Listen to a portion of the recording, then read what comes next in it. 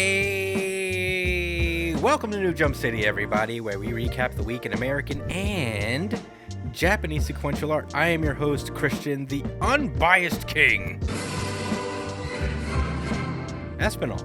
And joining me through Discord, it is the man, the myth, the legend. It is the Tank Top God. It is Joshua Gangsta Time Cole. It's called Partner, but it should be called Gangsta Time. Good, everybody. Hey. What up, Chris? Oh, yeah. Also joining us, it is my producer. It is my younger brother who just celebrated a birthday recently.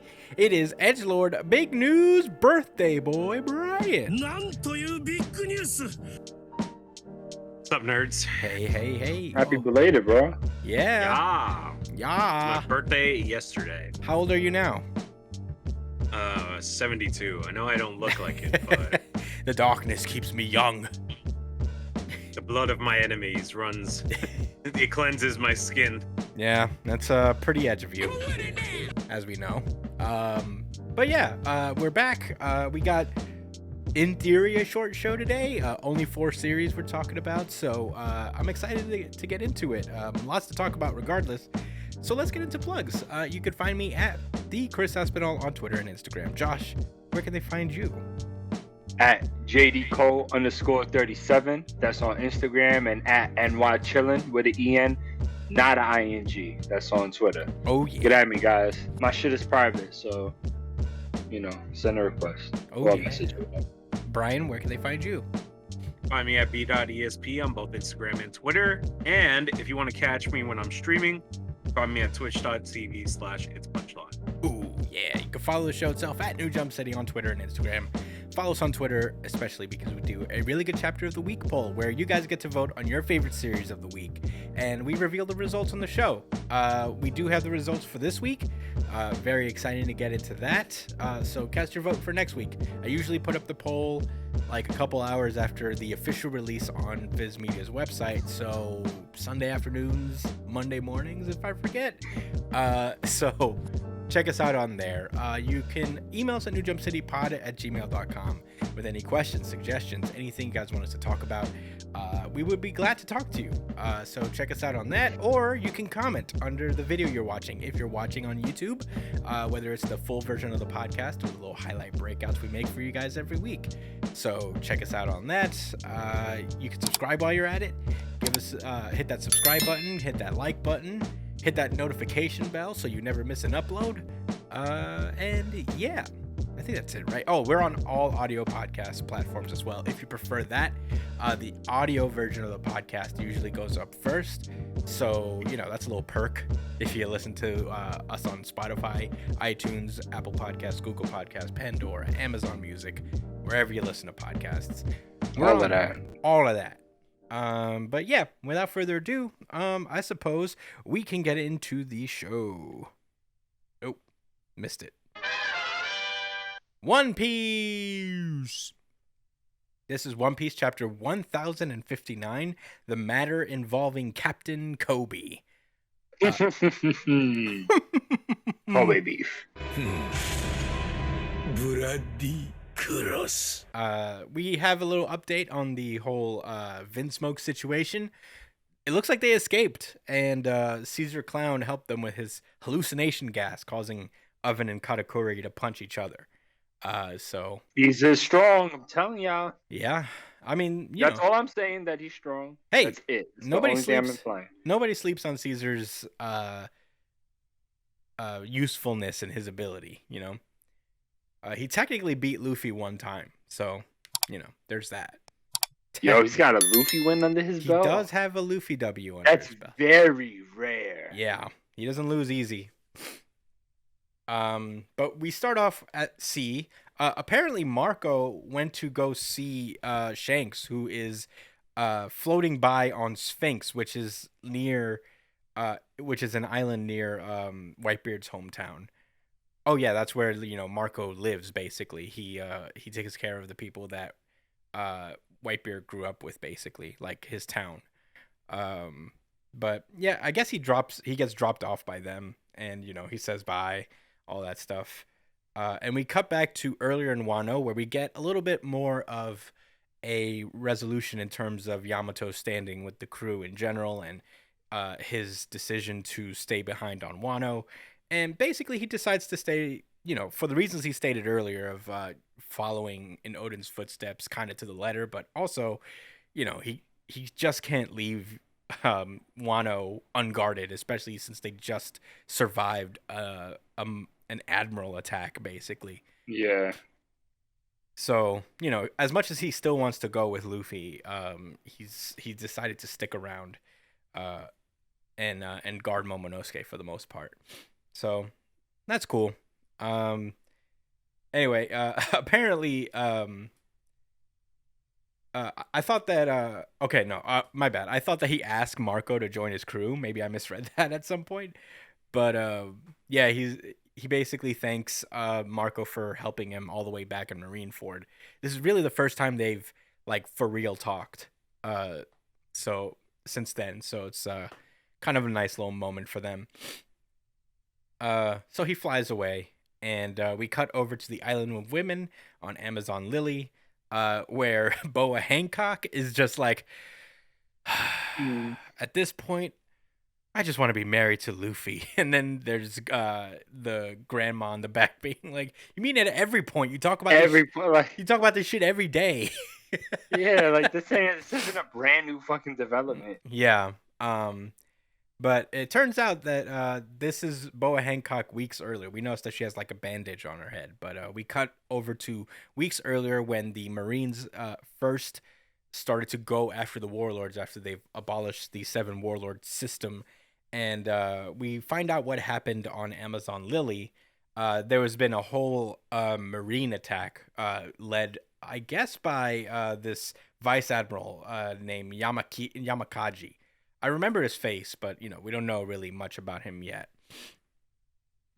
So he's there, and they're fighting, but there's also this little girl who has wings and fire. So you know what that fucking means. You know what time it is. She's one of those red fucking wall people. Yeah, yeah. One of those goddamn red wall people.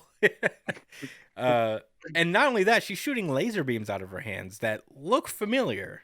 But as if that's not enough problems, not only do the Amazons have the Marines to contend with, Blackbeard also pulls up out of nowhere and starts causing trouble.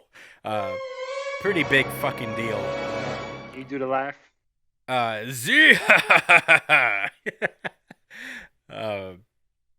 So he's coming, and he's brought alongside him Vasco Shot and Katarina, I believe her name is, who I believe Vasco Shot. Yeah, Vasco Shot is one of the people from Impel Down he picked up. Obviously, we don't know his powers yet, but we know that Katarina has I believe 9-tailed fox. That's her fruit. She has a mythical zonin. That's the 9-tailed fox. I don't know if you want to verify that, Brian, shit. but I think that's what I remember it being. But anyway, she's there. I thought she was like an impersonator, no? I think that's part of her abilities as a 9-tailed fox. Yeah, because they could do that too. I'm 99% sure she has a mythical zone of some sort. And I think it's the 9-tailed fox. But that being said, he pulls up, and I think he just ignores the calm belt entirely. He just goes straight through it, and brings with him kind of a swarm of Neptunians. So oh shit. Yeah. Yeah, they don't give a shit. He pulls up, and he's using his Whitebeard powers, his Quake fruit powers, to get through the fucking calm belt. Yeah. By the way, yes, it is the 9-tailed fox. Yeah. Nice. Anyway, wow, I didn't. Hold on. So Whitebeard used to be able to cut through the calm belt when he pleased. No, Blackbeard's just crazy. He doesn't give a fuck. Wow. Yeah. As far as I understand, that's what happened, because he just showed up, and I believe the Amazon Lily is kind of close to the calm belt. It's actually on the calm belt. So there's that. So yeah, Blackbeard's coming through. He's fucking up Marines left and right. Kobe is just shit. I should have known that pirates would try to assimilate warlords. But yeah, Boa Hancock comes out to the battle herself. As Blackbeard is like making his way onto the island, he notices another Lunarian child that has a PX tattoo on him. This is different from the little girl that was in the forest. This is a different kid altogether. So, you know, I think Blackbeard. Oh, I didn't notice that. I thought these were the same kid. Nah, it's a different kid. This kid has a sword. That looks suspiciously like Mihawk's sword now that I'm looking at it. It has like the big cross. And I'm starting to wonder something. I'll get to it at the end here. But yeah, they slice through, and you see that he uses the sword to slice through straight through the mountain on Amazon Lily. So it's starting to come together, something very interesting considering what we find out at the end here. But moving onward, this kid goes directly up against Blackbeard.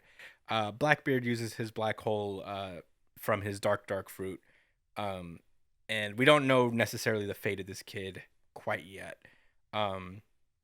As we move back to Boa Hancock, who is just stoning dudes left and right, using her abilities. Helmeppo is caught in the fucking crossfire. Helmeppo got caught. I didn't even peep. Yeah. There's another. Oh yeah, there he is. I think there's another pacifista just hanging out somewhere. We don't know who this one is, but given I have a pretty good guess given what we've already absorbed a little bit, the information we got. But the battle subsides. Blackbeard has defeated Boa Hancock for the most part. He's basically just like holding her by her neck because he's fucking massive. And he's larger than life is the word. Yeah, like, is the definitely. And he's using his powers to negate Boa's. Apparently, he came to this island specifically to get Boa Hancock's abilities, which is interesting. I think maybe he's planning to give it to somebody else, but apparently her abilities are useless without her beauty. So if she dies here, then that means like she won't be able to undo her people, and the Marines that have been frozen will also be permanently stoned.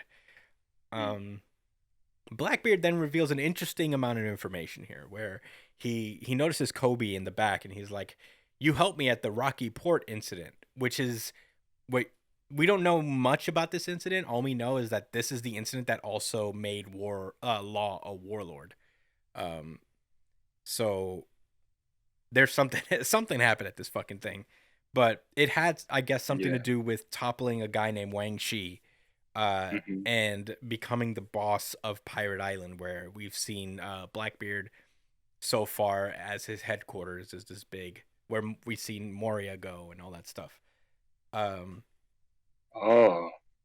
So yeah, he basically asks him, he's like, "Hey, you think if I let her go, she'll play nice and turn my men back?" And Kobe's like, "Well, I need my people back too." And Boa Hancock tries to cop a plea here and is like, "If you both leave without trouble, I'll let your people go." And Blackbeard is like, "Cap." So not only do I not believe you, but that doesn't work. That's not enough for me. Yeah. I ain't come out here just to get my friend stoned and then turn right back. Yeah. Came here for something. Yeah. And he's like, "Well, I guess I'm just going to have to kill her." And, Kobe's like, "Don't fucking do it." And I guess as Blackbeard is about to end Boa Hancock, a familiar face shows up to the island as well. It's motherfucking Rayleigh. Pretty cool. One of these, actually. Right arm of the Pirate King. Oh, yeah. The Dark King himself. Silver's Rayleigh. So, The Dark King, Brian. Yeah. Baskin. That's him. He's coming for your crown, bro. That is pretty edge. I'm not gonna lie. Yeah, I'll give him one of the Quinnedals. Like, how old were we when they said Dark King? Like 17. A while ago, yeah. We were like in high school when we see. Yeah, those are some edge days, man. I know we were like, the Dark King. It's the Dark King. Yeah, that's all because of one word in front of King. Yeah. But yeah, he pulls up and he's like, he calls him Whitebeard's cabin boy. He's like, He said this isn't No very. respect for Blackbeard. Yeah, he said this isn't very mature of me, but I've never liked you anyway. So basically, he's like, undo the petrification, Hancock. I'll mediate the situation. He pulls a fucking Shanks, and he's like, there will be no more fighting today on this island. So Yeah, he did pull a Shanks. So pretty fucking cool. Is Blackbeard that afraid of Rayleigh? Really? Well, we'll get into that in a few seconds because like the very next page, we cut back to the present. Everything seems to be okay as it could be when your marine raided island has just been basically like trampled over for the most part. But yeah, we also learned that Shaki's there. Shaki's there with him, and it turns out she was the former pirate empress. She used to rule this place, which is kind of shocking. We knew that Shaki was of some importance. I mean, she hangs out with Raleigh, Rayleigh. So yeah, really. Just didn't know where exactly. Are they a couple? Yeah, I think so. Yeah. I think that's the implication. Maybe she left Amazon Lily to sail with Roger. That's my guess. Is that she was on Roger's crew as well at some point, and ever since, it's been she's just been with them. But in any case, you know, they talk about how the Seas Prism Stones just like make it unsafe for Amazon Lily for you know, in terms of getting raided by the Marines anymore, because now the Marines can travel there whenever they want. The Calm Belt is no longer really a deterrent for the Marines. With the sea paddle. Yeah, yeah, and the Marines have had that for a while now. So like that was an established thing from a while back. That's how they can get. They could get to the Calm Belt. Mm-hmm. They have like these ships designed with sea prism stone at the bottom that makes their ships undetectable to Neptunians. Wow. Yeah. So they basically are starting to think about like the pacifistas, the new models of the pacifistas that they've been fighting against, and they figure that they're going to be a replacement for the warlords. In more ways than one, because as it turns out, one of the pacifista children in the forest apparently looked exactly like Boa, and we know that Blackbeard went up against one that had a giant sword and was also pacifista. So it looked like a girl, like another girl. It could be. Well, it could have just had long hair. Yeah, I mean, I think obviously what they're doing is that they've somehow cloned the warlords into pacifistas as well. The warlords themselves. Mm-hmm. That's why one of them looks like Boa, and that's why one of them was able to just cut the fucking mountain in half, basically. Yeah, you're right. So, I guess that's what they're going for. And not only that, they seem to have fused them with the abilities of Lunarians, giving the black wings and the fire on the back. So, they all have that too. They're all like part Lunarian. So, OP children is what the military have created. But the chapter ends with another development. The Marines are heading towards Egghead, which I believe is an island, maybe. But yeah, they also revealed that Kobe has been abducted by the Blackbeard pirates, and his status is currently unfucking known. And Rayleigh clearly says that he would not have won against Blackbeard. Oh yeah, that's what I meant. Is that like Blackbeard wasn't necessarily afraid of Rayleigh? It's Rayleigh and also everything else happening around them.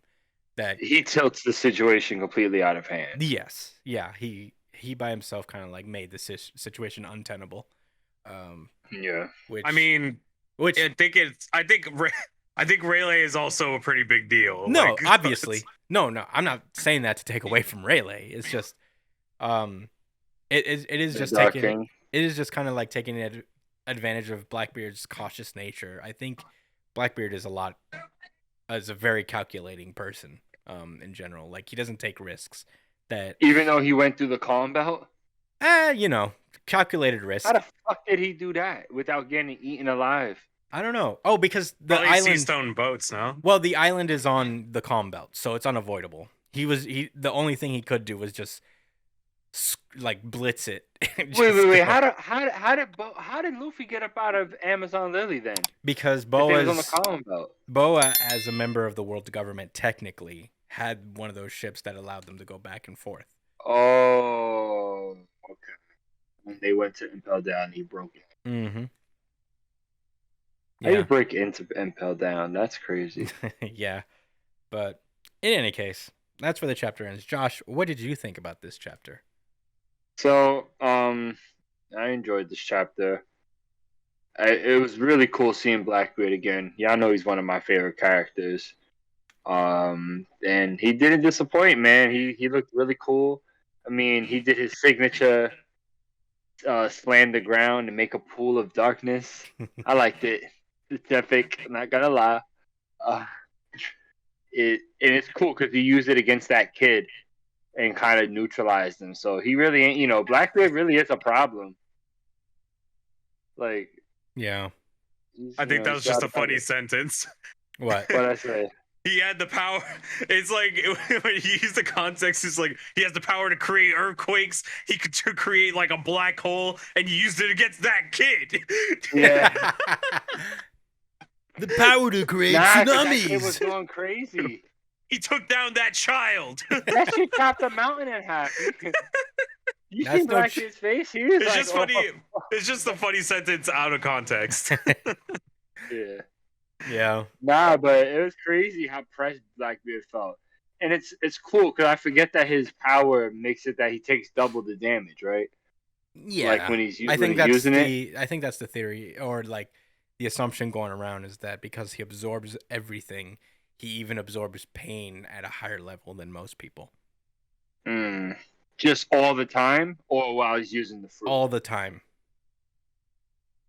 Wow. We don't know Like, the so he's particulars. like a glass cannon. I mean, he's Yeah. he's durable enough to take a slash. I mean, he'll from- live. I think he's durable, but the pain itself that he feels is just amplified. I see. It's really just a matter of it's another edge thing, isn't it? He just feels it more, I guess. So it's just it sucks. It's just Well, I like it. yeah. I don't really have any other thoughts. I'm really curious. I don't know what to make of the Kobe situation. I did want to hear about what you guys had to say. Brian, care to share? I like this chapter. Honestly, the Kobe thing, I hope they get into the Rocky Port incident so that we actually, have a better connection to it. Because right now it's kind of just like an empty thing. Because when they mentioned the Rocky Port incident and all this shit, I was like, okay, that's cool, but like, it wasn't really mentioned all that often, and it's not really something that was made as a big deal. So It's hopefully funny you they get. say that. I was just Oh, hoping they sorry. would do like a flashback sequence for some. Yeah. For it. I was gonna say it's funny you say that because I was really hoping that you guys would know what they was referencing. Because I'm like, maybe I had no clue Right. about it. I mentioned it before.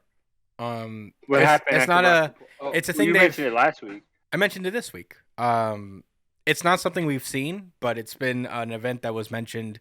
It's something that happened in the time skip, where I guess like we've learned more about what it was, where it resulted in Blackbeard toppling a pirate boss that allowed him to take over the pirate island, basically the Tortuga of this world, if you know Pirates of the Caribbean very well.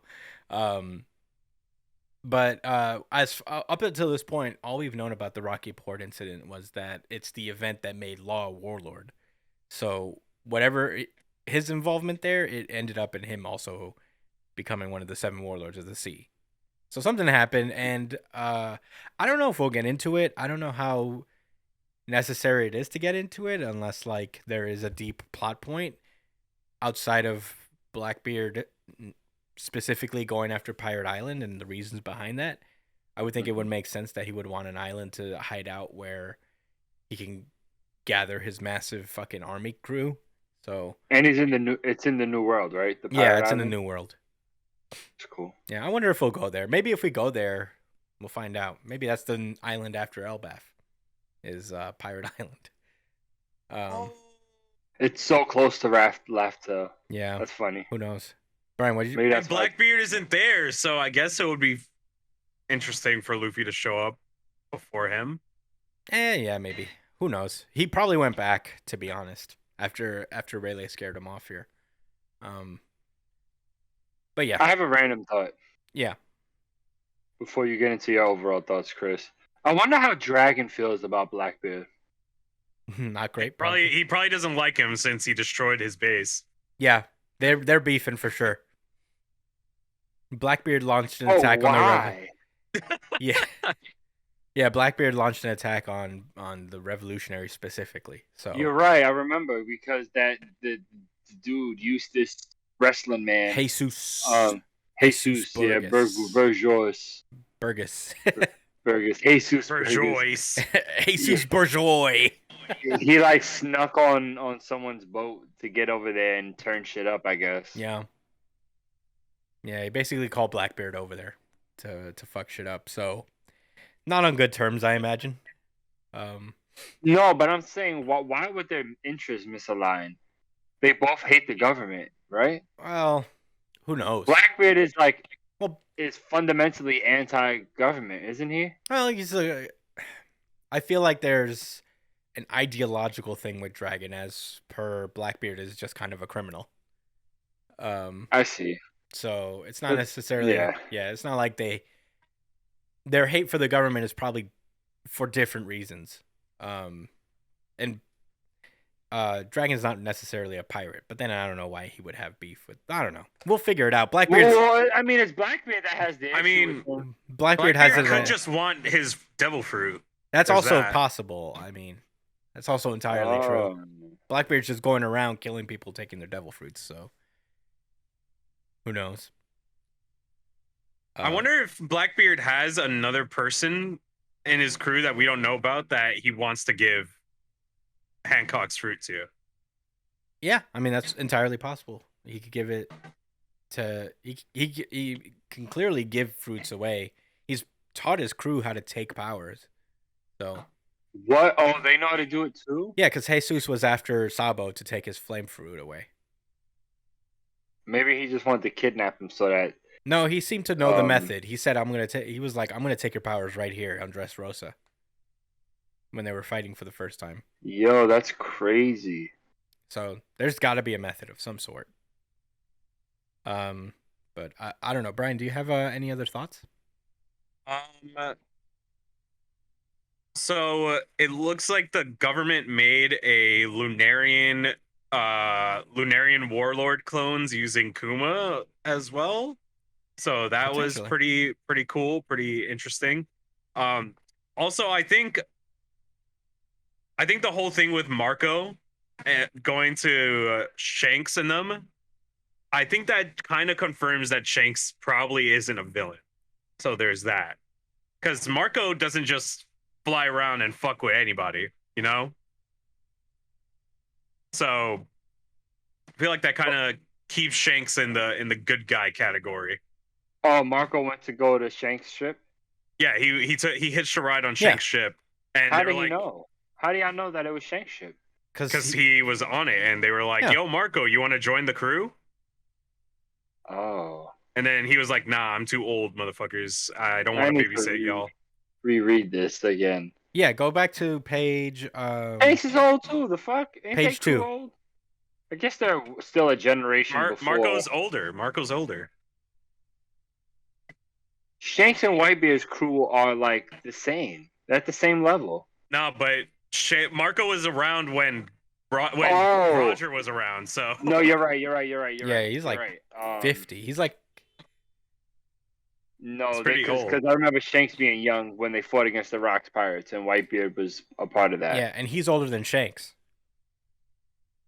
Who's older than Shanks? Marco. For sure. Marco was like a teenager when Shanks was like a kid. Yeah. So. Oh wow. I noticed that. Yeah. What did you say that they mentioned something about the What I said I was gonna go check about him joining the crew. Oh yeah, I need to go back. Page 2. That was before this Blackbeard stuff. Yeah. Anyway, any more thoughts, Brian?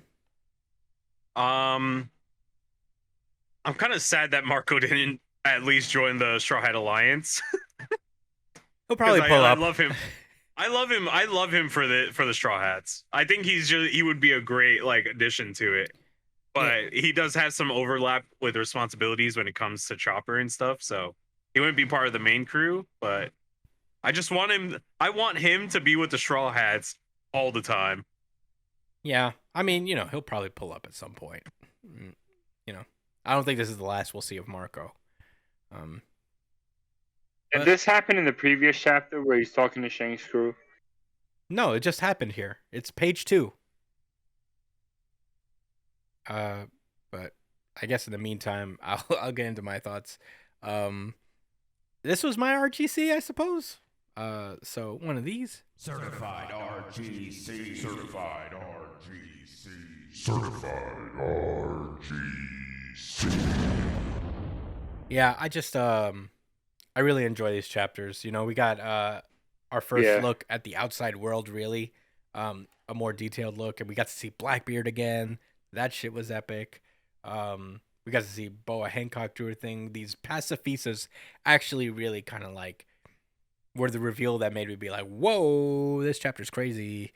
The fact that the government just like outlawed the warlords and then we're like, we made our own is the reason why.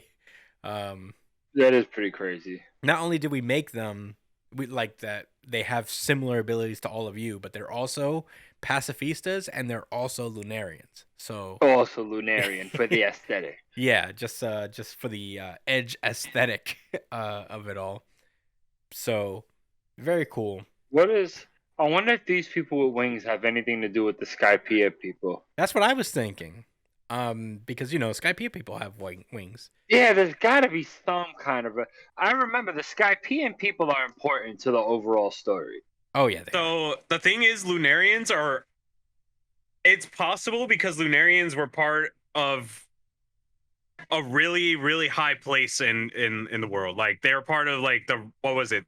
They're on a mountain on top of the Red Line, aren't they? Yep. Or weren't they? Yep. They're just on top of the Red Line, I think, in general.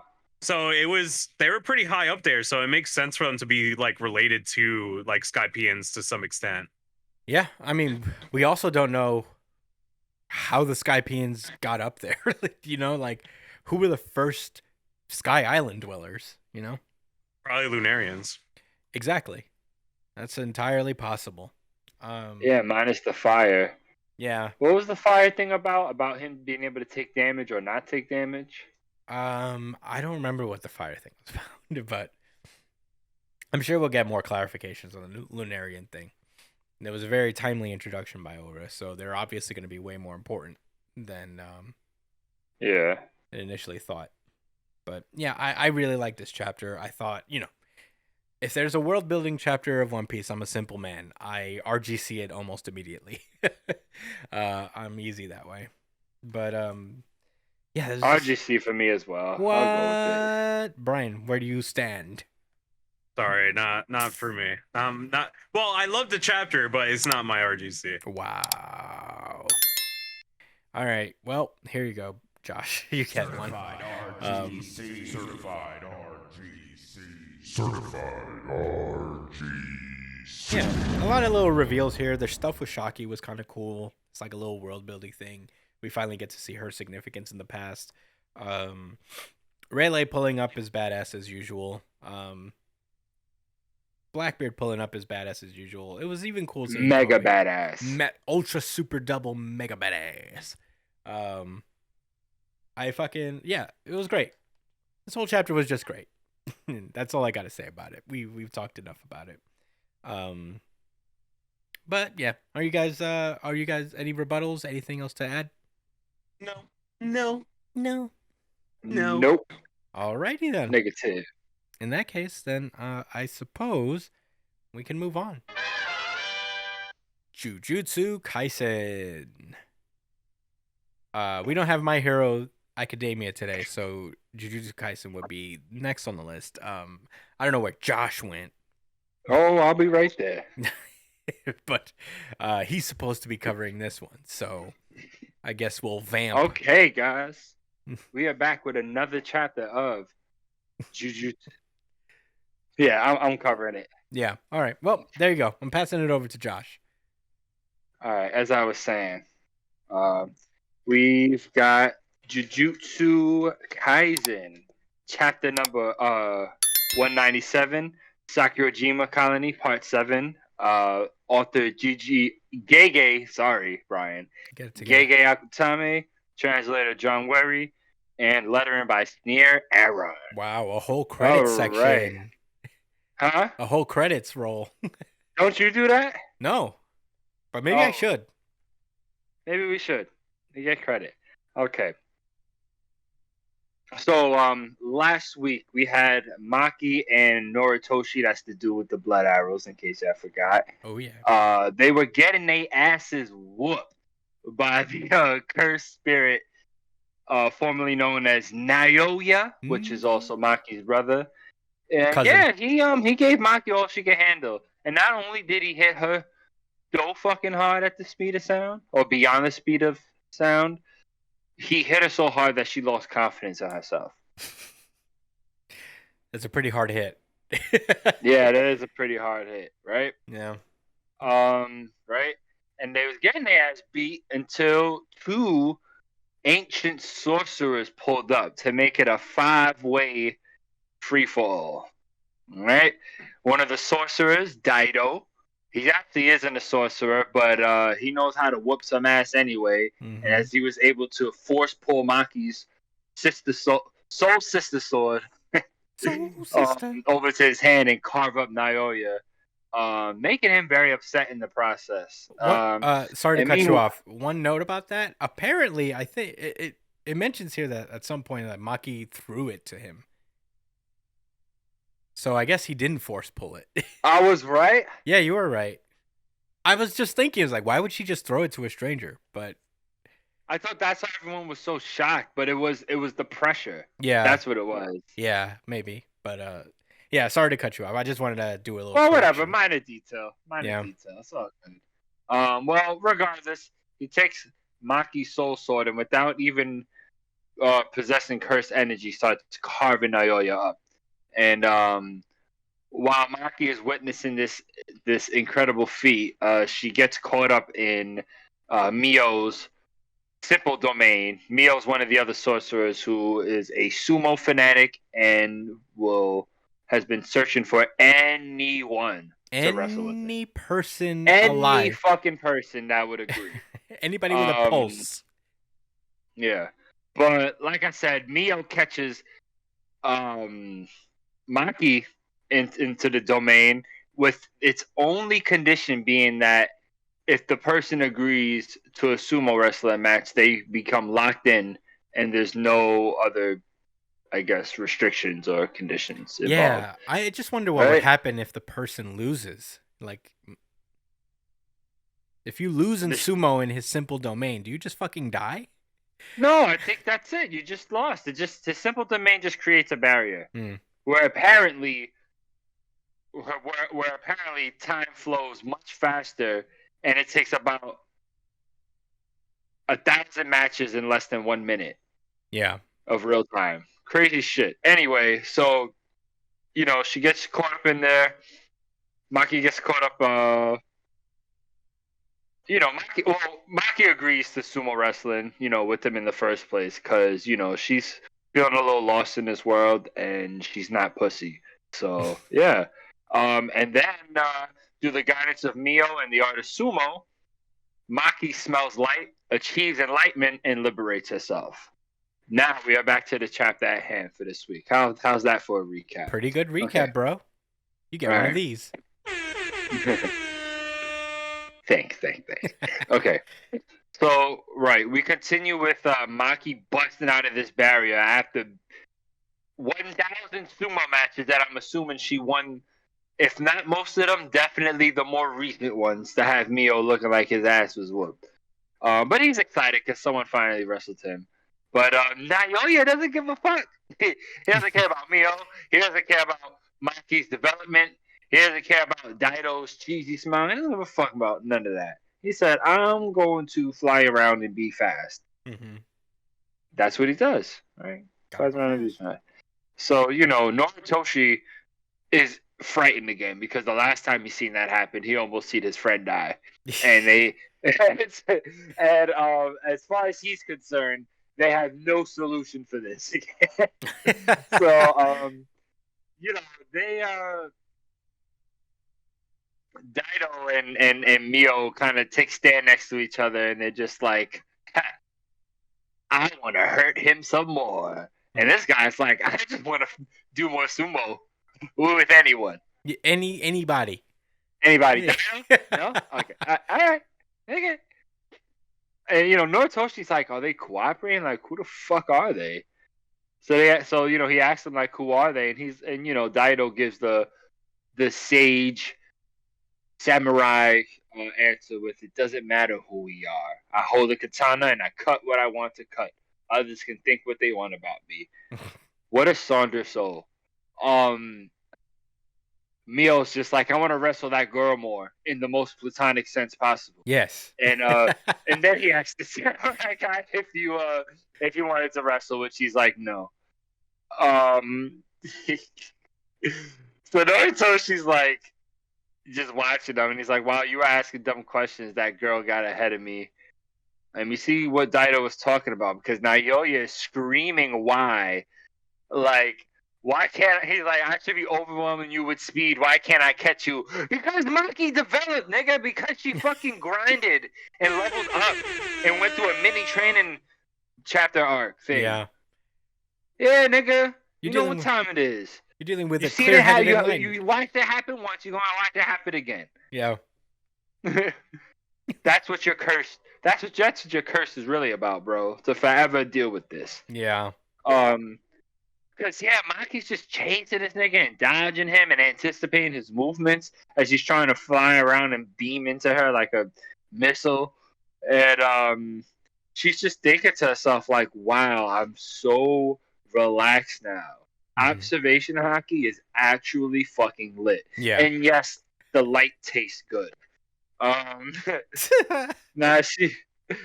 real though, she actually, I'm gonna break this down. I'm gonna talk about this a little bit more in my thoughts later. But she says how everything she was doing, she was measuring against Toshi Fushiguro, which is Megami Fushiguro's dad, the guy with heavenly restriction that fucked up. Gojo. Never forget. Yeah. But she was really comparing to herself to him because he was the only other person to measure herself up to with heavenly restriction. And then even with the katana guy, she looked at him in amazement, but really with not envy, but with like, I don't know what the word would be, but like the warmth, like, wow, like I'm lacking what he has. Yeah. But she, but as the words show in the chapter, she's like, that person would have reached that height. That person would have thrown the katana. That person would have been able to handle everything at that. Like, she keeps measuring herself up to like we said, Toshi Fushiguro, just a more powerful version of what she believes she should be. And she comes to the realization that it's not enough to be like everyone else, and that something only she can see, something only that other person could see that exists. And like I said, I'm gonna break down my thoughts about that a little bit more in a few. But Naoya thinks he has her, but we all know he doesn't. Nope. Fucking missed. We Hard, know, bad nigga. miss. You missed. Yeah, she dodged you in midair, nigga, because she fucking Nice. touched the air molecules and shit. She used airwalk. She used that thing from One Piece. Yeah. She's a One Piece character now. That's what happened.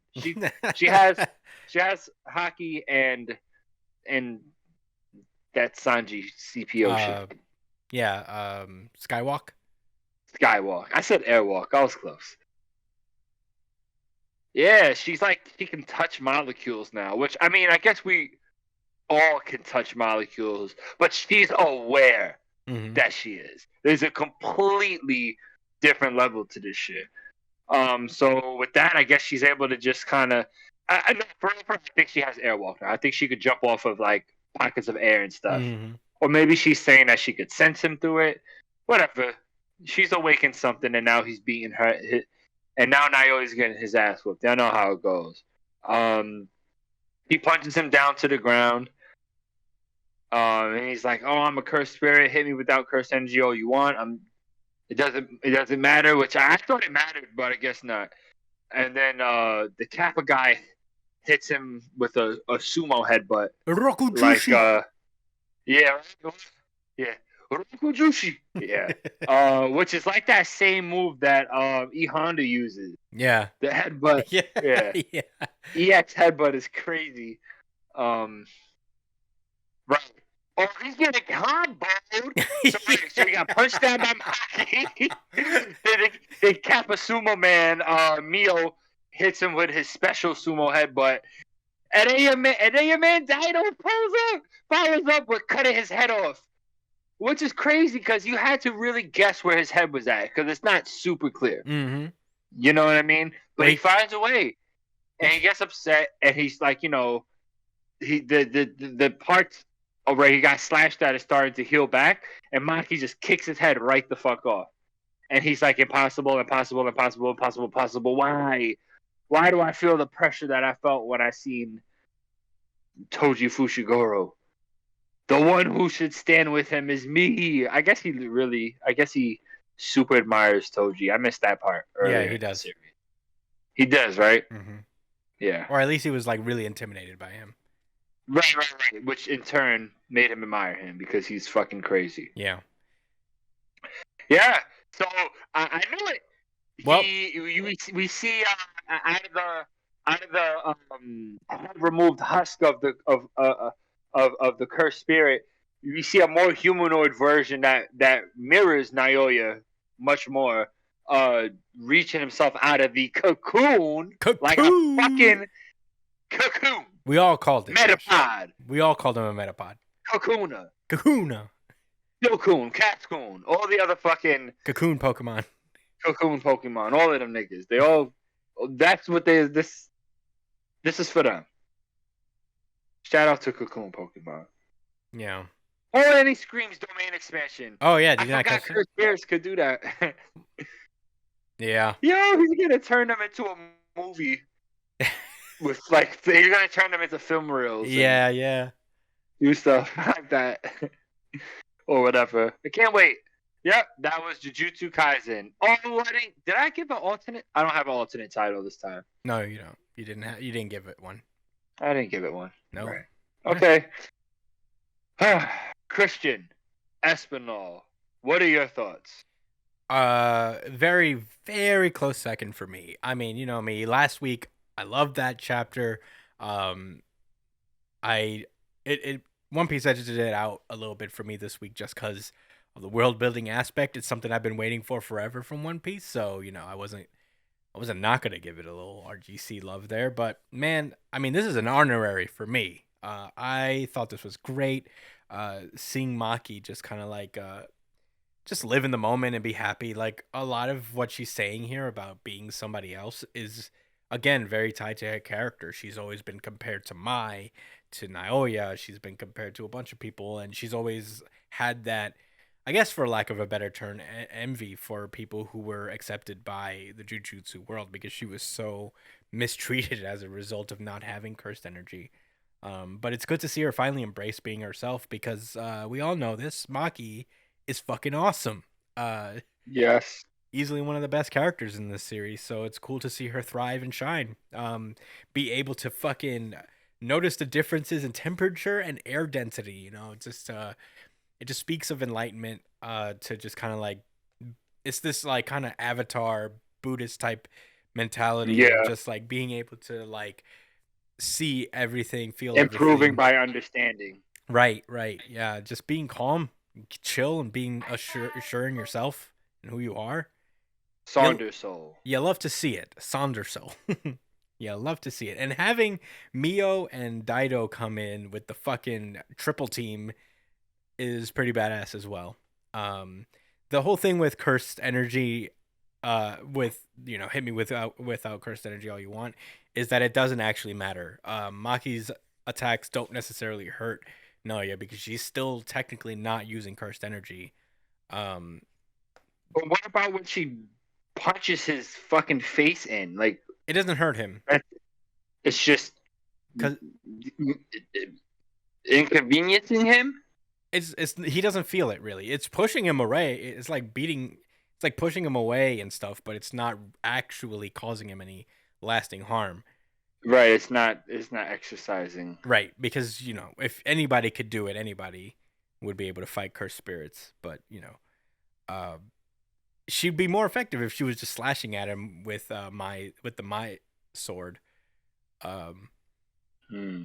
but yeah, for now she's just clowning him, just like even without cursed energy, just knowing that if she did have cursed energy, he'd probably be finished by now.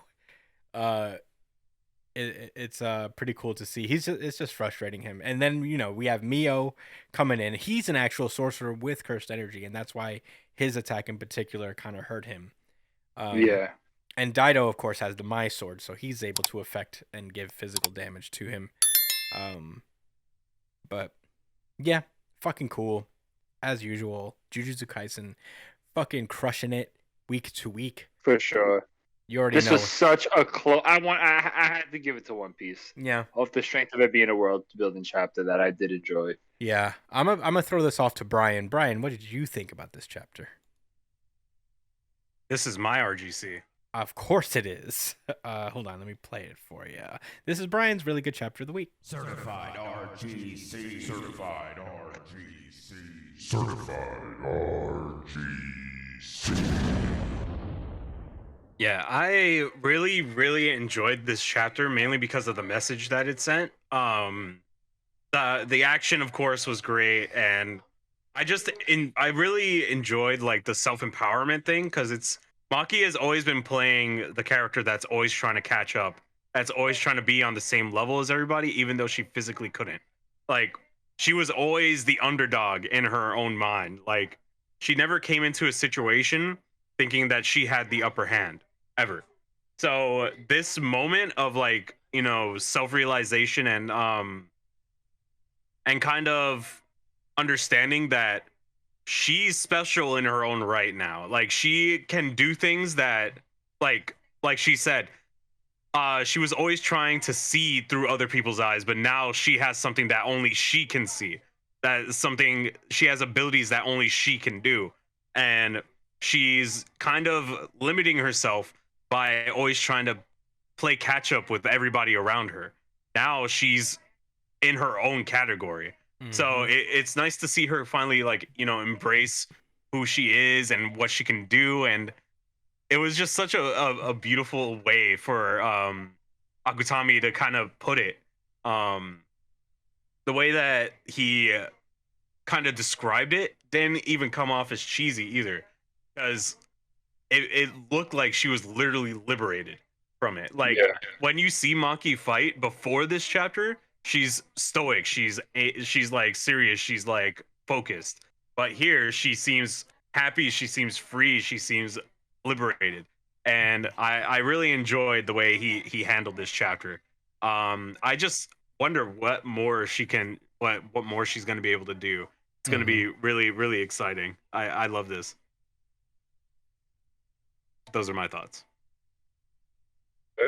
Josh, what did you think? Well, yeah, I'll get into my thoughts. I got a couple things that stand out. So there was a moment in the issue that brought me back to something that happened with me and my friend a long time ago. So it was when Maki was, going full freedom, full liberation warrior. Like, she's getting her Nico on. And Naoya's like, why? Yes. Can I catch? Like, why can't I catch you or outspeed you? Like, I should be able to violate your shit. Like, what's going on? Why can't I catch you? Like, I just got you like 5 minutes ago. What the fuck? Literally. And that moment reminded me of something that happened when I was playing the game 2K on with my friend Surrender. Right? I had pulled up to his crib. We was just chilling, and we was playing like 2K 15 or 16, one of those, right? And I'm using the Cavs when they had LeBron, Kyrie, and like Kevin Love, and he was using, I want to say like the Magic, or he was using a bum team basically. So we playing, and I don't own the game. I'm not really good, but I know a little bit about what I'm doing, and he's actually really good at the game. But for some reason, I still believe that I was supposed to be beating him because I was using the better team. And like I'm down by like 18 points after 2 quarters, and I just have a moment where I'm like, "Yo, what the fuck? I'm supposed to be baby styling these niggas. What's going on?" Like, he just looked at me. It was like it's a game. Like it's not real. It's not actually LeBron James playing. Man. I just feel like I felt Naoya. Yeah. I did. We've all been Naoya at And some Brian, point. you gotta up your gate or something. This is killing me right now. Yeah. How it's not killing you is killing me further. It is. You didn't hear it the whole time. Yeah, I did hear it. Anyway, yeah. Aside from that silly story, I thought this. I feel like if I had something better to say, I might have given this to RGC because I'm such a show off. But I did think that this was a super profound chapter for what they were trying to get across. And I looked at it in a couple ways. Like, with Maki, I just feel like in general, right? Not just for her, like for us and for people in life, right? Like there's nothing wrong with, I guess, like modeling yourself after someone that you think is successful or that you admire, or for whatever reason you want to emulate them, right? That's a normal thing, and that's healthy, and that's what you have to do to, sometimes improve in certain areas of your life. But it's always important to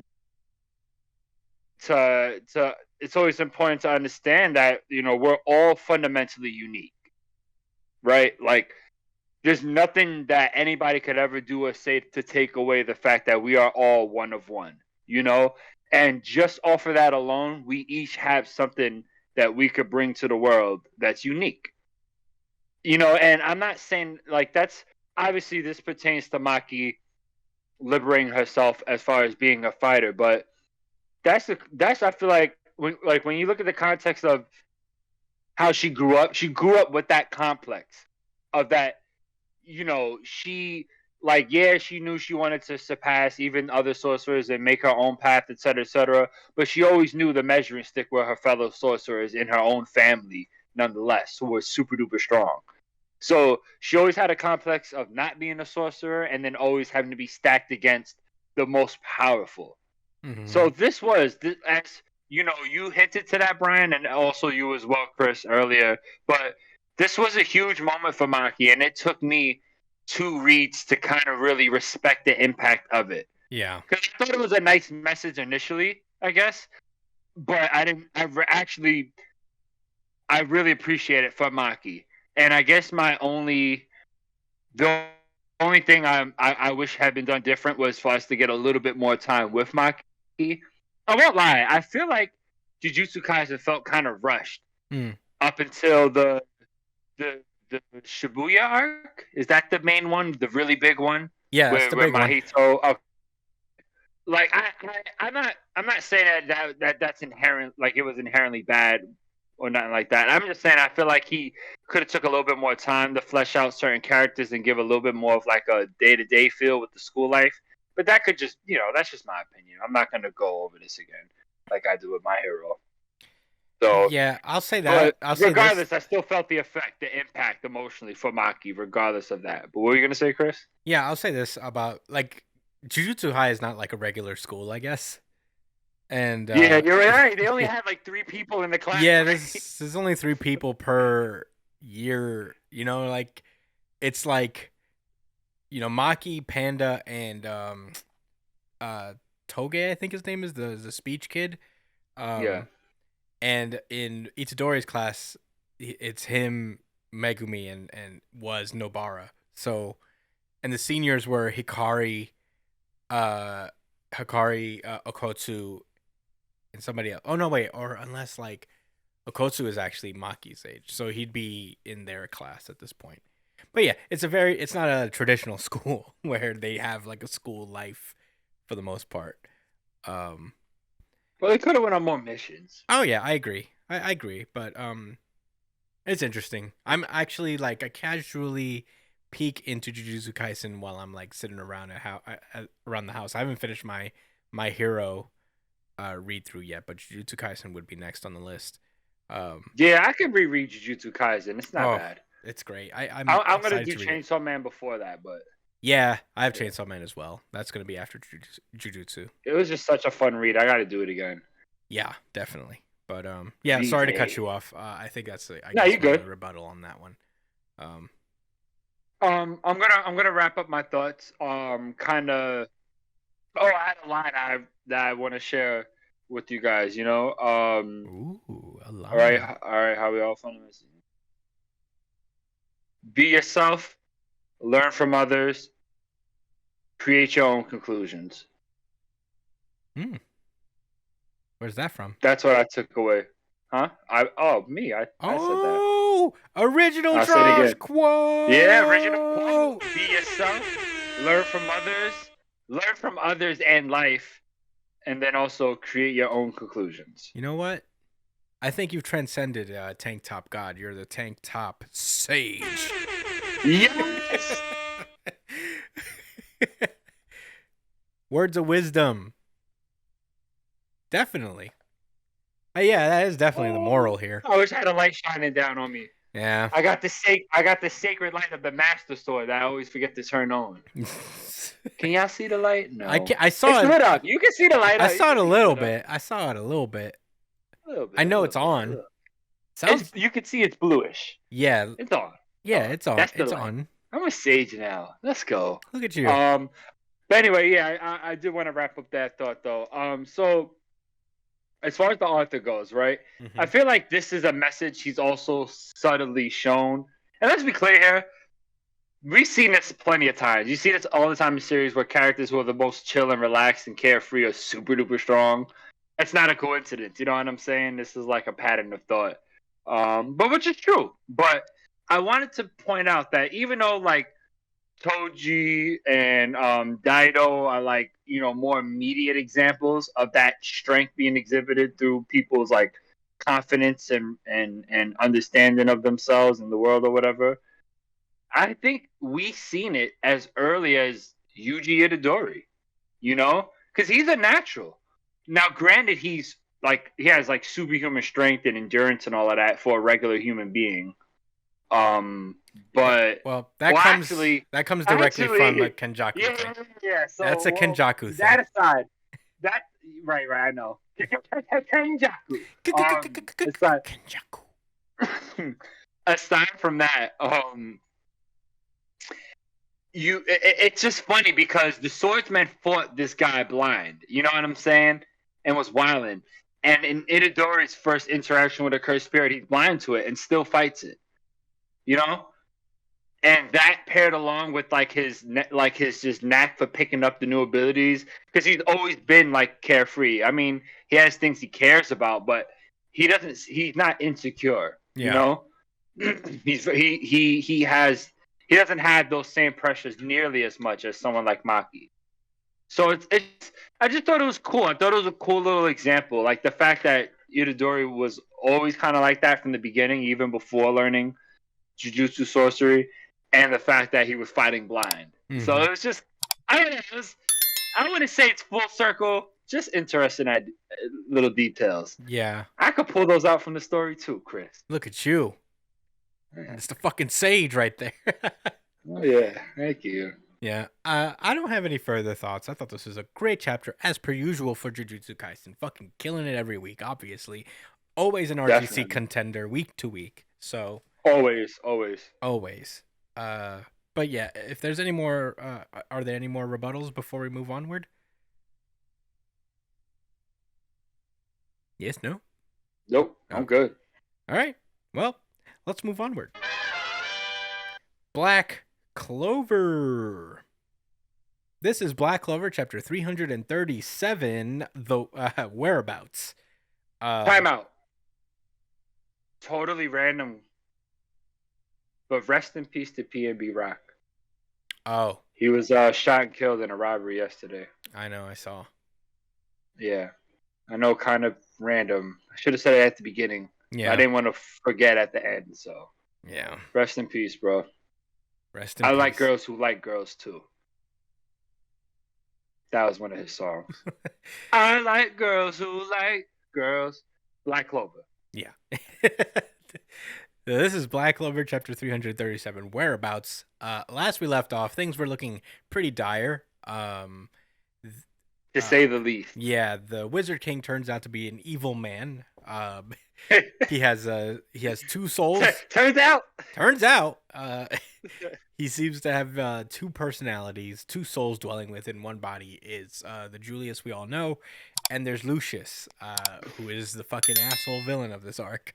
And he's going around turning people into angel people to bring down a whole new bring a whole new world where there are people with only magic on some Kenjaku shit. Yeah, basically. There will be no people who have no magic in this world. And you know, only jujutsu sorcerers. only. And he's given an ultimatum basically to the captains of the Clover Kingdom that there will be a massive holy war in 7 days. So it's You either get down or lay down. basically in 7 days, though. Not now. 7 days. Yeah. So yeah, they're just thinking about what to do because he also disappeared Asta and totally murdered him for sure. He's dead for real.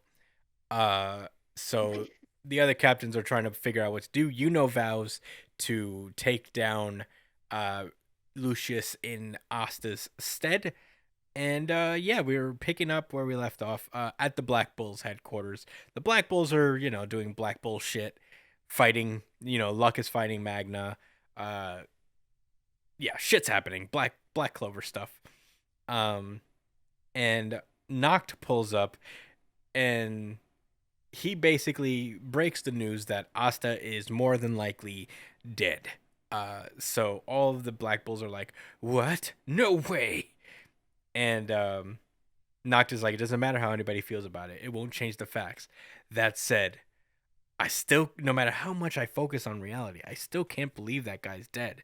Not when I haven't seen his corpse. And obviously, the rest of the Black Bulls fucking echo that sentiment. And they're like, there's no way Asta's dead. All at the same time, in true Black Clover fashion. Everybody simultaneously has to yell their belief in Asta. Yeah. Yes! At the same exact time, they have to say the exact same words of affirmation towards Asta.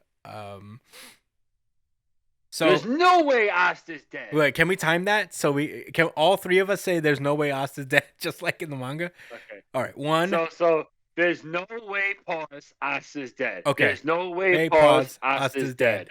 All right, 3, 2, 1. There's There's no no way way. Asta's. Oh Asta's shit! dead. I Yeah, fucked we up. had fucking pause. Well, that's Come why on. I'm not a Black Bull. Hold on. 3, 2, 1. There's no way Asta's Asta's dead. Dead. Jesus, we sound like It's really fucking hard. We're also vegetable people. we're trying to do this over Zoom. Maybe we should do that when we meet up again. Yeah, But if the cats permit it. yeah. Oh, the cats will permit it. The cats will permit it. We're on the road to a very special episode, so the cats better permit it. Yeah. In any case, yeah, so they all say yeah again together. Can we say that at least? Can we go 3, 2, 1, yeah? Okay. Right. 3, 2, 1. Yeah! That was still off, but it's alright. No, we made it right on time. I have to, you know what I have to do? I have to stop myself from saying it till I hear you guys say it, and that's when I say it. Oh, okay. That's what it is. Mm-hmm. At least you're acknowledging it's your fault. It is my fault. Well, it's not my fault. I nailed it. All right? You guys can't hear it. I hear it through the cans. I got it. Anyway. So, yeah, Noct is like, then it's unanimous. Let's go find that moron. Yeah. Yeah. Speaking of said moron, Asta wakes up and he is in this Japanese style house. And he's just chilling until someone that looks suspiciously like Charmy just walks in and just drools water into a cup. Ew. And yeah, it turns out that there's this other guy who's in this room this whole time and is like, haha, she's a tea-serving Ocha Amidal. How are you feeling, Asta? And we see a guy that looks a lot like Yami with an eye patch on. Like Yami. Yeah, with an eye patch on. And he's like, who are you? How do you know my name? And he notices that his wounds have healed up. He said, did you do this? And he's like, no, I didn't do this. So he, Asta asks about Lieb. Lieb is currently being fixed up by whoever this guy's name is. Friend. So far, we'll find out what his name is. But yeah, he seems to know about devils. So he's like, who are you? Are you a friend of Charmy's? He's like, nah, I've never met the little glutton. I know Yami, though. We were pals when we were kids. And he's like, whoa. And he starts noticing that his and Yami's ki is similar. So he hasn't seen Yami since they were like 13s. Because as we know, Yami drifted onto the Clover Kingdom a long time ago. By accident? I forget the reason. It was talked about a long time ago. I have to do a read-through of Black Clover, to be honest. Because a lot of stuff is like being brought up from the past and I don't remember it. We'll see what I can do. Reread of Black Clover. Yeah, I wouldn't mind. I would not mind doing If you ever wanted to know how Christian looks and sounds when he's lying. No, I wouldn't mind doing it. I read like the first chapter a while back. I started Do you believe him, Brian? Yeah. He believes. What'd you say? Yes. So, yeah. Anyway. So, yeah.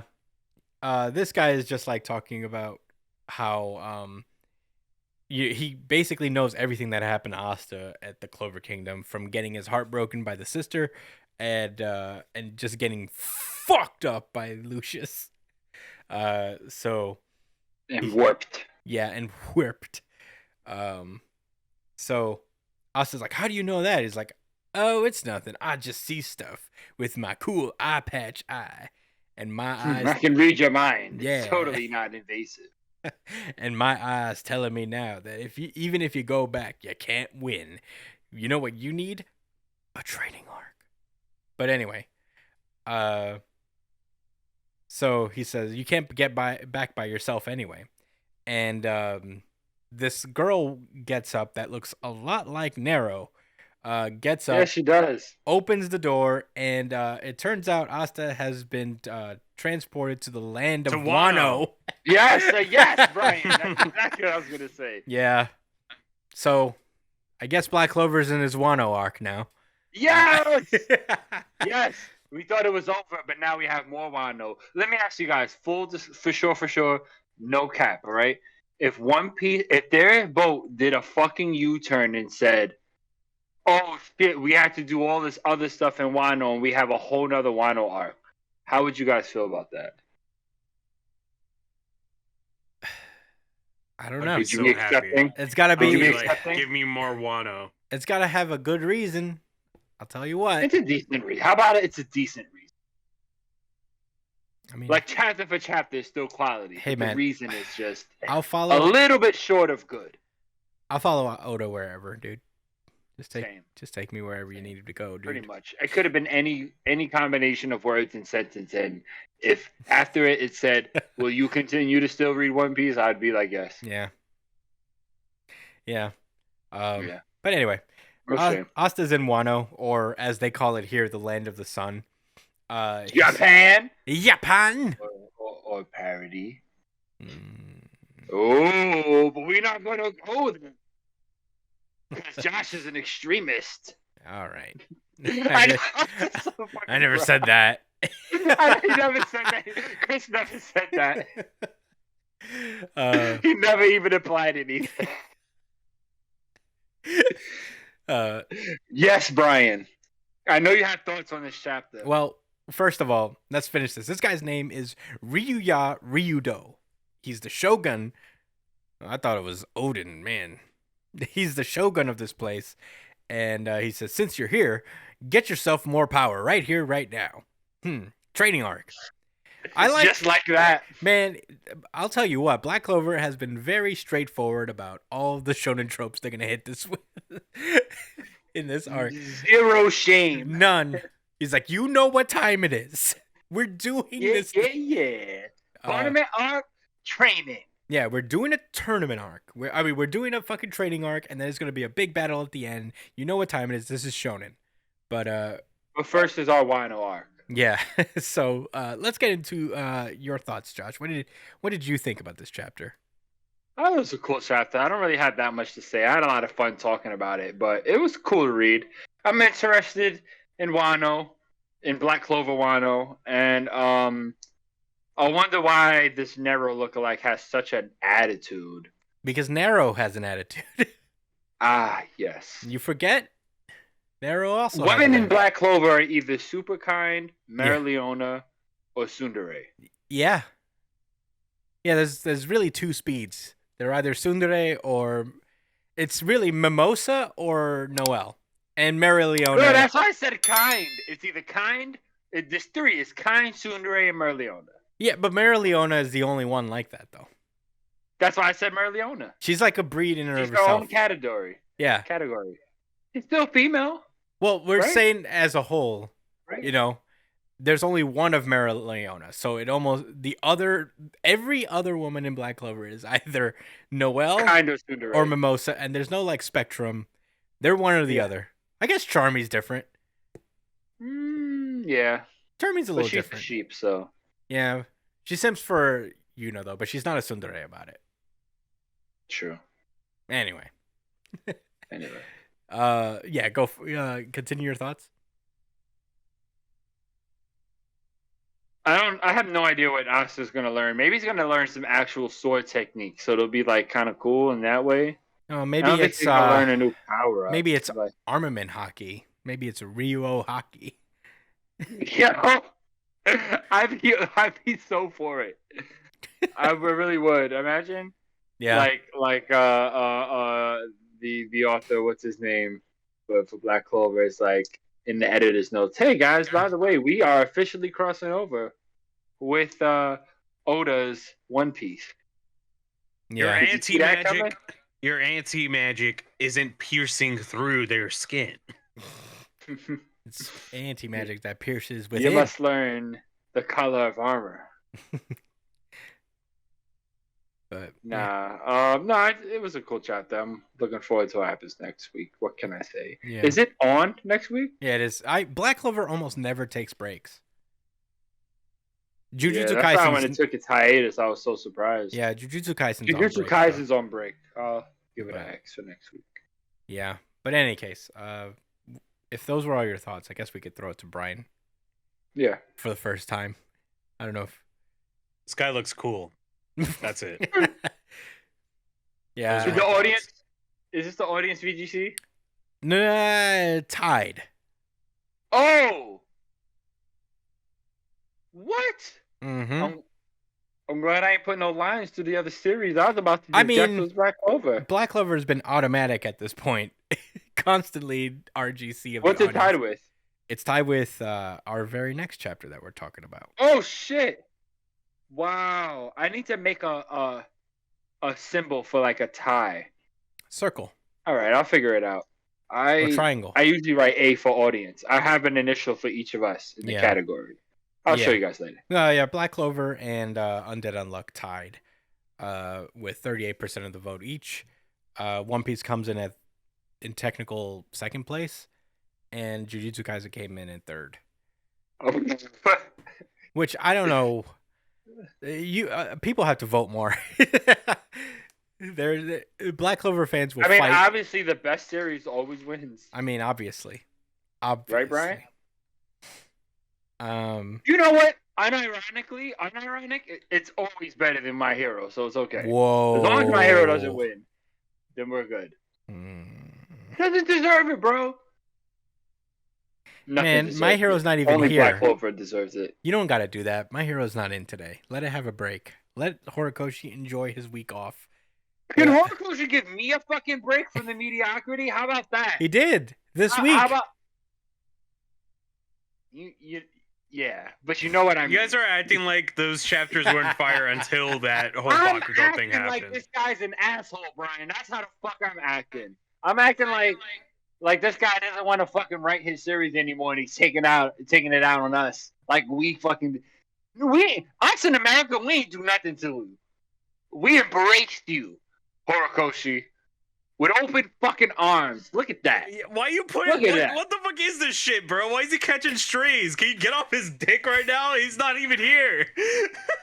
You know what, Brian? Because you said it that way, I will hop off his nuts. Okay, I'll relax. Yeah, that's you guys. It's not fair, man. You gotta wait for him to be here at least before. It's just not fair. But I guess if Brian is done with his thoughts on Black Clover, for those of you who don't know, Brian started reading Black Clover with the return chapter. 335 chapters in, 333 chapters in is the first chapter of Black Clover that Brian's ever read. So if you want him to read the rest of the series, comment. Make a poll. Then he'll have to. I'll make a poll, Brian. Make a poll. if the poll wins, I'll keep the poll up for 3 days. If the poll is overwhelmingly yes, will you read Black Clover from the beginning? Yes, I will. All right. Fine, overwhelmingly yes. 90% or more. I mean, it's gotta win, bro. It's like obviously. As long as the yes poll wins, I will read it. Okay, that's what he said. Okay. All right. He said it it here. He said it right here. So follow us at New Jump City on Twitter. Get in that poll. I'm making it tonight, bro. I'm gonna vote too. Yeah. I wonder if Brian. No, that's not fair. That's not allowed. You guys are not allowed to vote. Well, Brian, it doesn't matter. You too. You guys, the audience, can, but these chuckle fucks can't. Well, I gotta be a chuckle fuck, Brian, because I wanted to see you read Black Clover. That's crazy, man. That is crazy. No, it's because you're part of the show. It's like having the president vote for himself. They can. I mean, right? It's like, can the president vote for himself? It's like having the baker eat his own cake. They do. Hold on. Brian, Google if you're the producer of this show. Google if the president can vote for himself. And if he can, then we're voting in this poll. Yeah. It's like having the doctor do surgery on himself. It happens, bro. You didn't see Doctor Strange? That's true. What else, Brian? What you got? It's like having the teacher teach himself. Well, guess what? They can if they do research.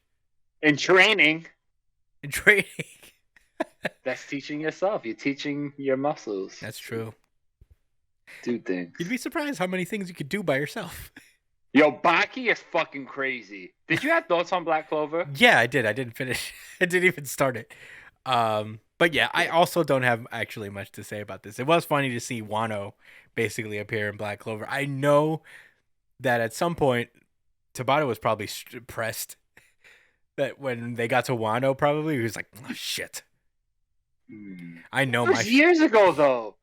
I know, but he had been building. Was inspired by the Wano arc. It was like, you know what? I want. No, I'm pretty sure that this is a thing. I want to put Japan in this. I'm pretty sure this is a thing that he wanted to do from the beginning because he keeps building up wherever Yami is from to be kind of like Japanese. So when Oda came up with a very Japan-centric world, oh god, it was like, so Japanese. And especially since like they're leaving when he comes into his, he's deep down like, oh, I gotta prepare myself for the comparisons that I'm gonna get. Oh yeah. But there is no I comparison. mean, even the architecture of the buildings. yeah, I mean, Lame. it's whatever. I mean, it doesn't matter, you know. At the end of the day, I'm just busting balls here. I think it doesn't matter really.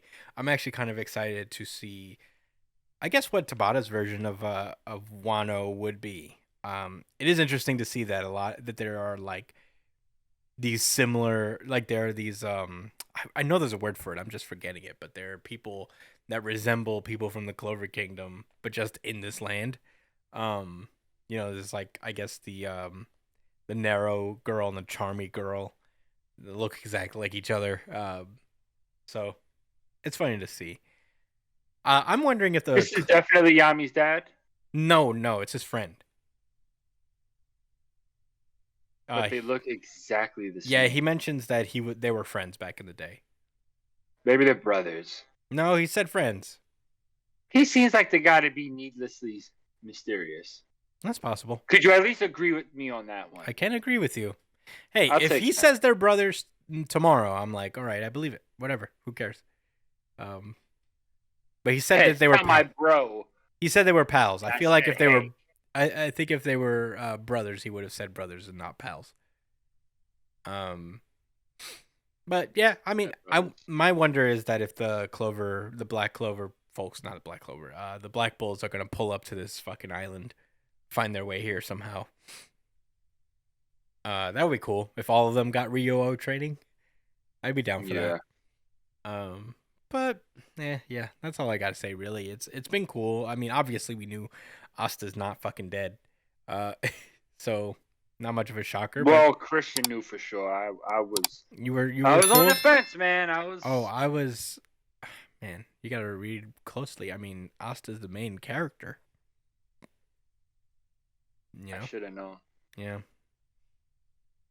But yeah, that's what it is. I called it last week as well. He was gonna end up where Yami was. So that's another thing.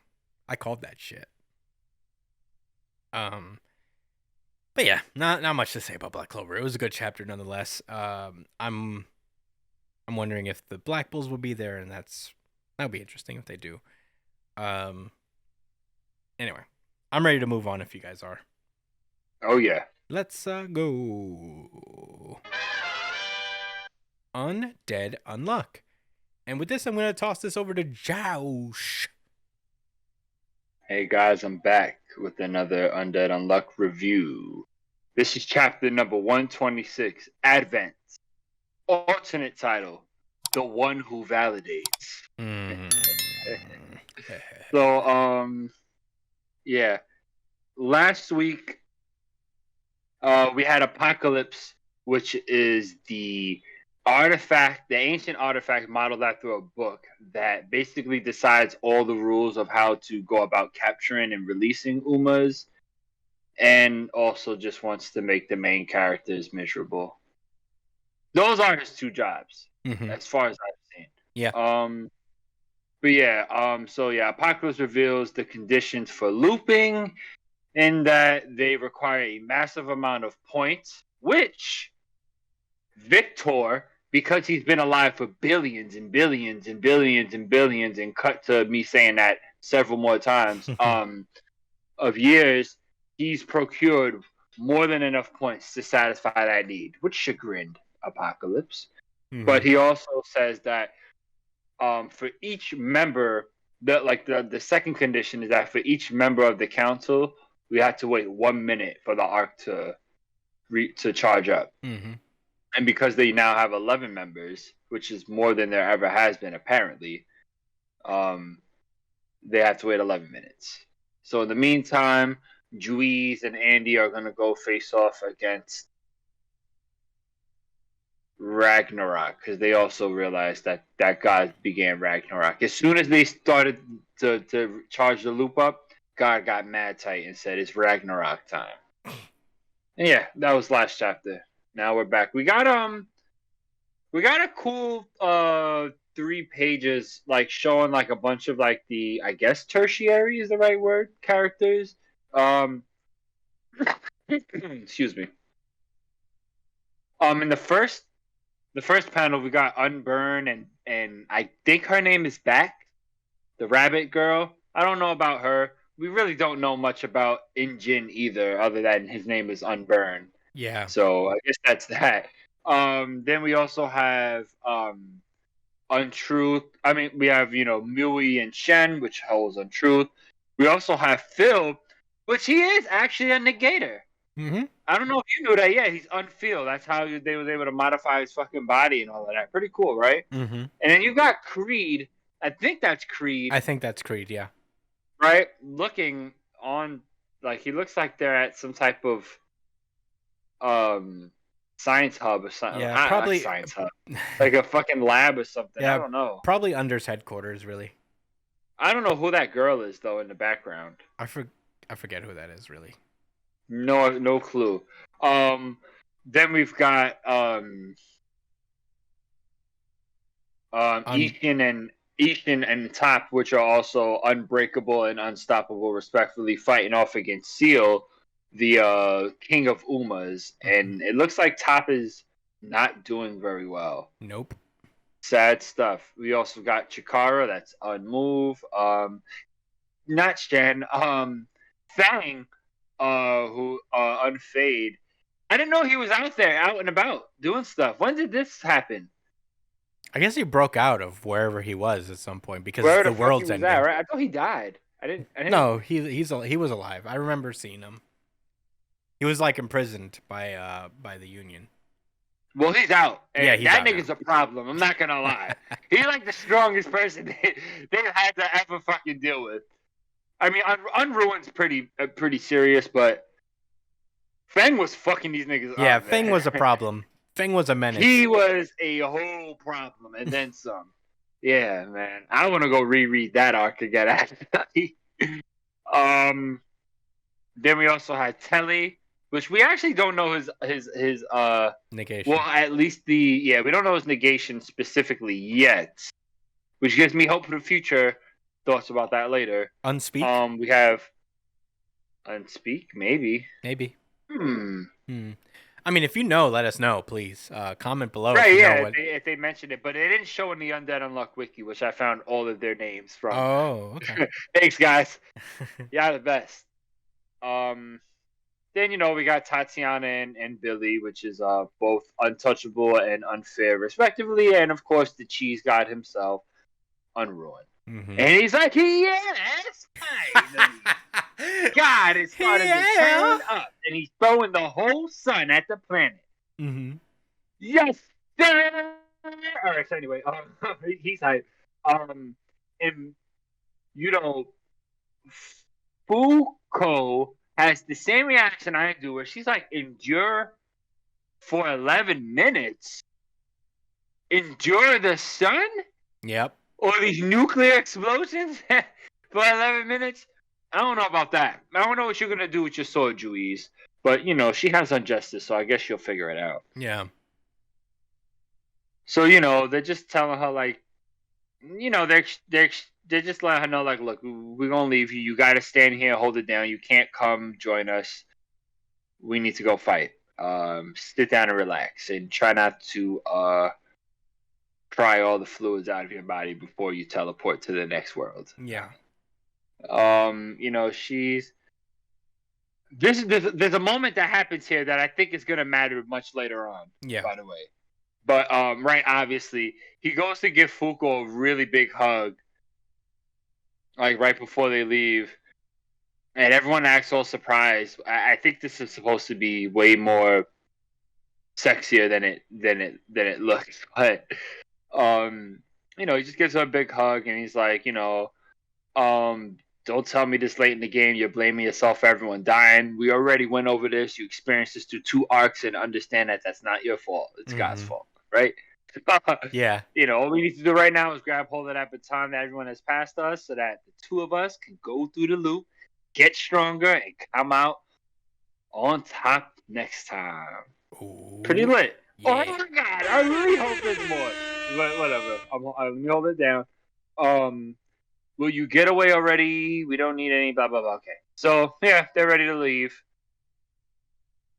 And Andy says he's going to see Fuko on the flip side, right? Because he doesn't need to teleport. He's Nope. gonna be around. He's gonna survive. He survives the end of the world every time. So all he has to do is. Oh, wait. that's so rough. Yeah.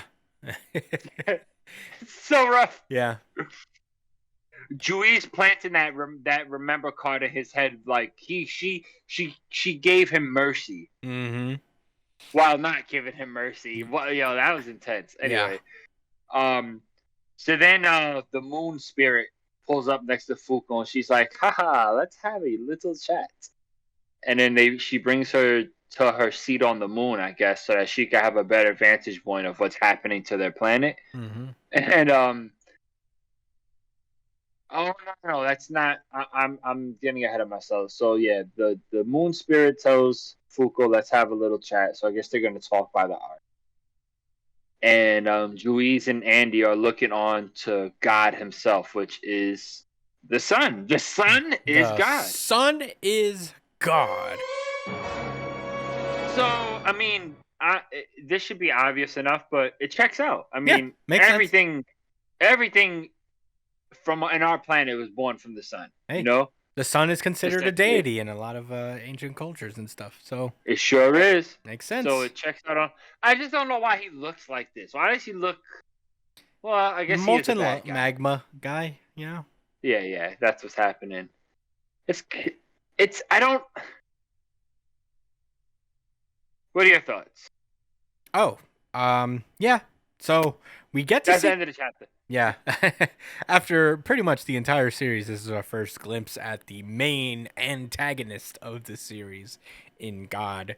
I think there's probably another form to this guy. I don't think he's just going to be this giant heartless forever. Yeah, he just looks so not. He looks menacing, but also not. He's the sun. We don't need to have a corporal body form. Just move a little bit closer, and you'll destroy everything on the planet. I mean, I That's guess it, guys. That's all it takes. I know that, right? All it takes is the sun to move just a little bit closer, yeah. and everything gets fucked. Yeah. I don't know. In any case, I thought this was a really cool chapter. Obviously, I don't know why I didn't put it together before. I kind of feel dumb. I'm just like, oh well, of course it was the sun, the whole time. I'm just sitting here thinking it's the Christian Judeo God. Me too. I I didn't think we was gonna see JC come down from Oh, from JC. above, but some type of like, not the sun. yeah, But it makes sense. it makes sense. That's why I'm just like, oh well, I guess I should have seen that coming. Like, who is it supposed to be? Abraham? Like, Yeah. you son. Yeah, it's just something I felt like I should have known. But either way, it was that was like, yeah, cool. Makes sense. Glad to see it finally, to put it like a face to a name, so to speak. I'm sure there's another form of this guy. He's not just going to be this formless mass. a much more sleek and aesthetically pleasing version. Yeah, I mean, you got to save that for the very end of the series when they actually fight him. But yeah, I thought this chapter was good. I'm excited to see how they even think about kind of like delaying him. He's the sun. I don't know how Whis How they plan to delay it. I don't know how Whis plans to do it. Like Andy, I understand he's undying, so he. What is he gonna do? Throw his corpse at him? Well, until... I can see how he's gonna last longer than Whis. I don't know what Whis is thinking she's gonna do. He's only just gonna last. That's Yeah, it. that's all he has to do. Like the whole point of this is to just hold out for 11 minutes. But it's like, I bet it's gonna be something crazy like the sun's justice is that everything burns, and Whis cancels out that justice. It makes it frozen. Yeah, It's something gonna like turn that. into a big ball of ice. Basically. Oh, you got me there, Juiz. That was nice. No, I'm cold. It's so cold. I guess I'll stop being an asshole and giving people negate abilities and stuff. He said, "Is this ice, dickhead? Is it cold?" An old classic drop. It's been a while. Yeah, it's been a while since I heard that one. But Yeah, I mean, I don't really. I thought it was nice. It was cool to see Andy fly off with her. I forgot that Andy stays behind every time because he just kind of like lives Big through it. yikes! Yeah, so I mean, he's I been can't stop thinking about how fucking horrible that is. yeah, because he's there for the reformation of Earth. You know, for the Big Bang. He's there for that. Everything. Yeah, The void of space. It's just nothing and hurt and pain for anything for alive. a long time. Like, And then when you dude. get to Earth, he's just boiling alive for millions of years. man. then the moon crashes into the earth. That's fun. I'm Mhm. sure. Yeah, it's a lot going on, but I feel so sorry for Victor. That's why he's a bad guy. yeah, makes sense. Honestly. I'd be a bad guy too. I just had to experience that once. Yeah, if I do that one time, I'm like, fuck the world. Right? He should have betrayed Jewish way sooner. You're like, wait, just just stop. Yeah. Stop. Josh, what did you think about this chapter? I enjoyed it thoroughly. Maybe thoroughly is not the word. It was a cool chapter. It's moving things along. The big reveal about God being the Son is interesting. I want to see how they're going to go about it. I wonder if he has words for them. He probably does. I do wonder about that. He probably some with- words there. I'm hoping in these 11 minutes we get to see some of these situations with the other characters, like definitely like this fight with Top and Unbreakable. No, that's Actually, that's happening right in the base, isn't it? yeah, that should be happening in the base, if I remember. I don't expect to see everybody's situation. It'd be a little bit nicer to just kind of check on them one more time before we loop. Mm-hmm. You know, just like a few pages. I don't know. I don't know how long he'll stretch it out, but I'll take anything. Yeah. Honestly, even Chikara, like, what's he doing? Like, he's noticing that okay, the sun is here. Oh. But what was he doing? Like, He's just saying like, whoa. they should all be dead right now. Actually, every single one of everything on the planet should be dead and melted. Well, you just don't know science, Josh. Obviously, the sun being that close wouldn't burn everybody alive. Obviously, it would only burn some things sometimes, and then eventually everybody will get burned. But this is also a conscious sun with superpowers that is, I guess, choosing when and where to burn people. Just making it slow and painful because this sun is an asshole. Yes, that's the only thing we know for sure with this God character, that he is an asshole. Yeah, the sun is a real jerk. He sure is. But he was a jerk today when I was walking home. That shit was beaming on the back of my fucking neck, man. Yeah, that was this God. Also, that was this God. It's himself like, feel You're my gonna talk rules shit today about us, huh? He's like, oh, I know you're talking about Undead Unluck, and you're gonna talk shit. Oh, you're gonna talk that good shit, aren't you, Josh? Well, burn. got something for your ass. Beam. Sunbeam. You like beams, Josh? How about this one? To your fucking neck.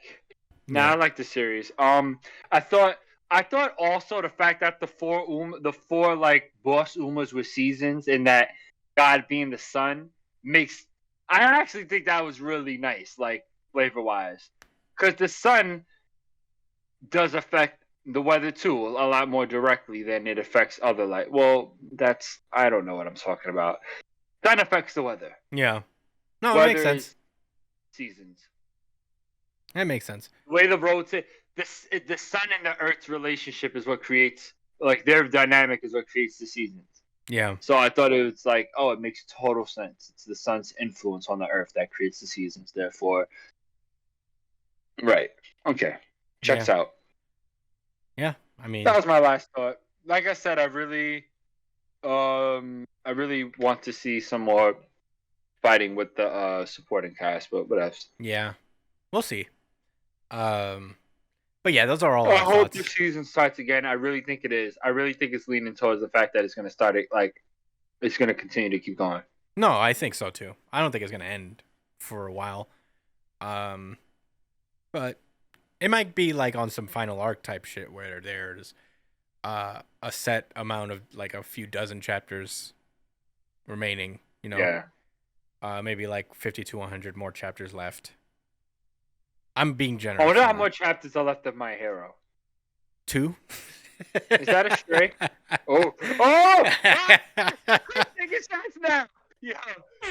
Oh, you better duck, Brian. I'm You better sorry. duck, nigga. I'm sorry, Brian. It was just right there. I couldn't say no. Yeah, it'd be your own tenfold. Don't do me like that, man. Brian understands. He knows I had to take the shot. Oh, does he now? No, I hate you. No, Brian, you have to understand. I had to take the shot. Bask in the hate. All It'll right. make you stronger, Brian. Well, that was Undead Unluck. Good chapter. But that has also been our show. Thank you guys so much for listening. As per usual, you could find me at the Chris Espinal on Twitter and Instagram. Josh at JDCole_37 on Instagram, at NYChillin on Twitter. Brian at B.ESP on Twitter and Instagram. Follow him on twitch.tv/It'sPunchline to watch him play video games. I guess follow him on Twitter and Instagram so he'll let you know. I don't know if he does that. Brian, you should do that. You should tell people when you're streaming on your socials. But follow him on those things if you want to watch some good old video games being played. You can email the show itself at New Jump City. Follow the show itself at New Jump City on Twitter and Instagram for the really good chapter of the week poll. Undead Unluck tied it. So it's a tie between Black Clover and Undead Unluck this week.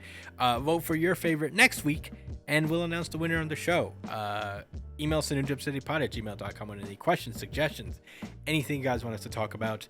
We're on there. Check us out. Email us. You can also comment on any video that you're watching, whether it's the highlight version of the podcast or the full version. So get on that. Subscribe while you're on it. Hit that bell so you never miss an upload. Share the podcast if you like it, if you want to help us grow. I'd love to see it. It makes me happy every time I see another subscriber, a new like, a new comment. It literally fills my heart with joy. So get on it. You can also subscribe if you like audio podcasts and you prefer those. You can check us out on iTunes, Spotify, wherever you listen to podcasts. We're on there, and the audio version of the podcast usually comes out first, if that's a perk at all. All we ask is that you leave us a 5-star review on those platforms. Let people know that we exist on the algorithm. It's the only way. It's interaction. It's engagement. So let's get on it. Thank you guys so much for listening. I believe Jump comes out on a Monday next week. So maybe we'll probably do it on Monday next week. But next week we should have pretty much everything but Jujutsu Kaisen. We'll have Chainsaw Man and all that stuff. So get excited. And we're on the road to episode 200, by the way. That's another thing. This is 190. Almost there, guys. 9 episodes left. Let's get into it. Thank you guys so much for listening. And stay safe, New Jump citizens. Peace out, guys. Thanks for listening.